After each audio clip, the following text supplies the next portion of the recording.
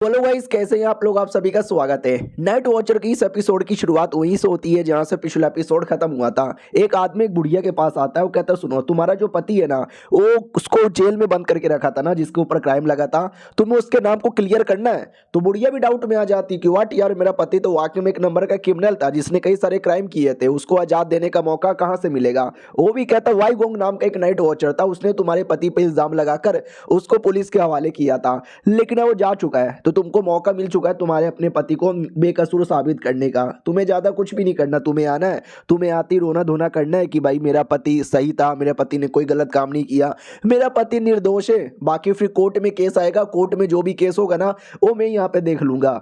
तो बुढ़िया को लगता है या सही मौका मिला आजाद करने का, या मुझे ये मौका चाहिए। तो वो भी कहता, बहुत ही बढ़िया, टेंशन लेने की कोई जरूरत ही नहीं है। सबसे पहले ये लेटर लो। इस लेटर को बोला जाता है अपील लेटर। जब अपील करने को रहता है, जब बाई चांस किसी को भी पुलिस वाले पकड़ लेते हैं, और ये पैसे हमारी ओर से रख लो। देखो यार, उसका पति वाकई में बहुत ही बड़ा क्रिमिनल आदमी था जिसको वाई गोंग ने पकड़ के जेल में डाला था और बाद में उसको सजा मिली थी। लेकिन पिछले एपिसोड में देखा था राजा और बाकी लोग मिलकर कैसे वाई गोंग को बदनाम करना चाहते हैं। तो ये वाई गोंग को ही बदनाम करने की साजिश यहाँ पर है। इधर बुढ़िया भी तैयार हो जाती है, यस मैं अपनी पति के लिए न्याय मांगूंगी।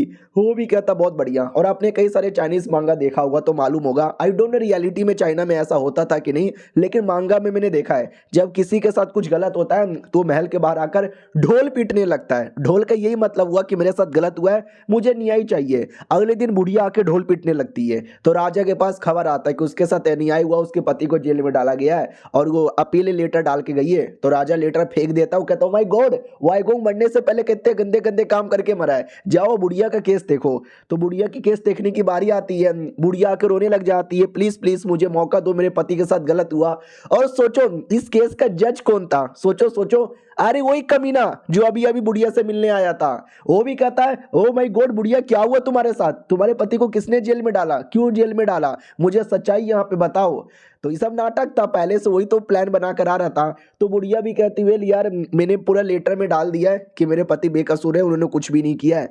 और वो भी कहता, हाँ लेटर तो मैंने पढ़ा, लेटर का अकॉर्डिंग तो लगी यहाँ पर है, उस पर मालूम है क्या क्या इल्जाम लगे थे, औरतों की इज्जत लूटने का, मासूम लोग को मारने का, बच्चों को किडनैप करके उनका सौदाबाजी करने का, ये सब इल्जाम उसके ऊपर लगे थे, क्या ये सच है।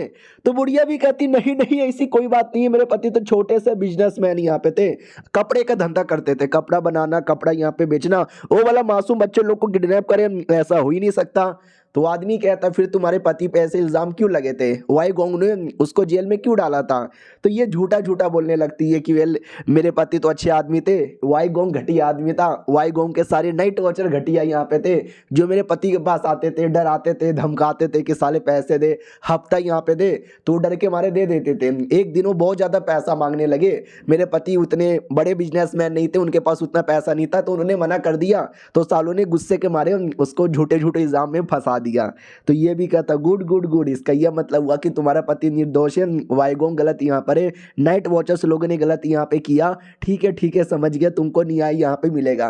यानी ये सब कुछ उसने खुद ही बुढ़िया को बोला था कि ऐसा ऐसा कोर्ट में आके बोल देना, तुम्हारे पति को न्याय मिल जाएगा। और ये सब कुछ पूरा रिपोर्ट बनाता और रिपोर्ट बना के राजा को दे देता है।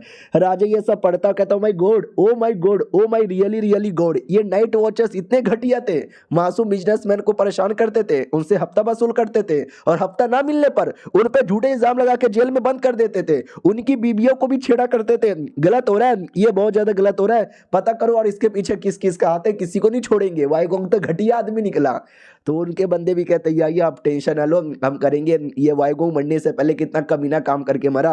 राजा भी कहता, सही बोला यार, और कुछ करना है क्या, नहीं करना तो चुपचाप यहाँ से निकलो। तो एक मिनिस्टर भी कहता, वेल नहीं यार, अभी के लिए हमने ज़्यादा कुछ फैसला भी नहीं लिया है, पहले और बड़े बड़े जो रहते हैं ना सीनियर लोग, उनके अंडर में ये सारे केस आने दो। तो दूसरा बंदा भी कहता है, उनके अंडर में केस आने दो। अरे उनके अंडर में कोई केस नहीं आने वाला है, क्या भरोसा, वो भी बिके हुए ना हो सकता वो भी कमीने वो भी बिके हो सकता उन्होंने भी वाई गोंग के साथ मिलकर घटिया घटिया काम किया होगा। राजा आप यहाँ पर हो, तो जो फैसला है ना राजा जी आप लेना। तो वो भी कहता, सुनो यार, मुझे नाइट वॉचर्स पे उतना कुछ खास भरोसा यहाँ पे नहीं है, जाके पता करो, कुछ भी ऐसा बेकार रहा ना नाइट वॉचर्स में तो निकाल के फेंको, मुझे एक साफ सुथरा नाइट वॉचर्स का पूरा टीम चाहिए। वो लोग कहता हूँ कि ठीक है कर देंगे। राजा भी कहता, गुड गुड, जाओ यहाँ से। तभी वही जो हमारा बुड्ढा था, अच्छा बुड्ढा था, हमने पहले भी कई बार देखा है वाईगोंग का सपोर्टर, उसके दिमाग में भी आता हुआ जब तक वाईगोंग जिंदा था तो सही था, अब वाईगोंग के मरने के बाद साले को कितना बदनाम किया जा रहा है। दूसरा बंदा आता कहता है क्या हुआ जी, क्या यहाँ पे सोचे जा रहे हो यार, ये लोग तो जिंदा रहते भर में वाईगोंग का कुछ बिगाड़ नहीं पाए, उसके मरते ही उस पे ऐसे झूठे झूठे इल्जाम लगा रहे हैं। वो भी कहता तुमने नोटिस किया होगा बहुत सारे बंदे जो वाईगोंग के सपोर्टर थे उसका नाम लेते थे, जब वो जिंदा था उसके तलवे चाटा करते थे, उसके मरने के बाद देख रहे हो वो लोग भी कुछ बोल नहीं रहे, दुम दबा के बैठे हुए।